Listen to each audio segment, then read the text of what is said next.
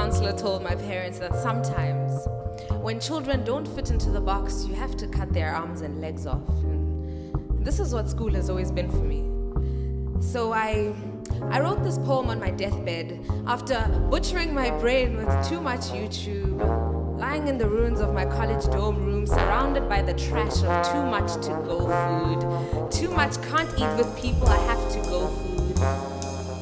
I haven't had a real conversation in ages. I'm not even sure what my voice sounds like anymore.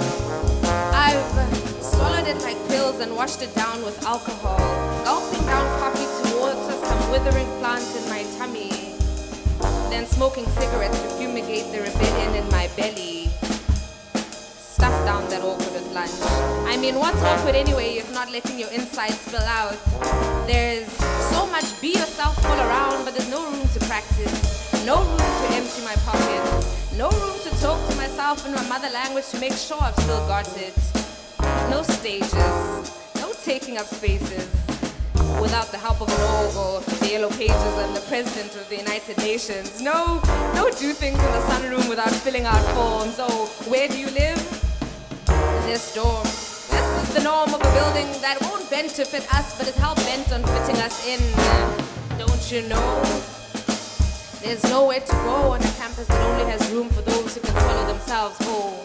So we stand awkward and tilting like old bicycles, unhinged and out of balance, tiptoeing around each other like broken foot dancers without songs of, I'm sorry, I always apologize for myself. No, I'm sorry, I should have stepped to the left. No, I'm sorry for the sorry I've said.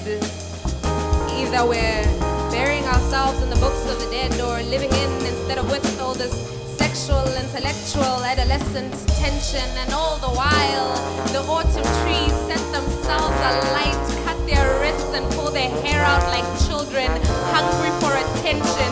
I want to shout before I blow. I want to speak before I know what to say. All the party balloons from last week will tell you you'll wither if you don't exhale, but you can't sigh out loud, not on a weekday. Do you want a pub save warning or a visit? All these quiet hours and quiet floors, who are we mourning for? Our spirits? Because if we must live here, then let us live. And who do you know that was born in silence? Living takes screaming and bleeding and fighting. Fuck it, death can be quiet.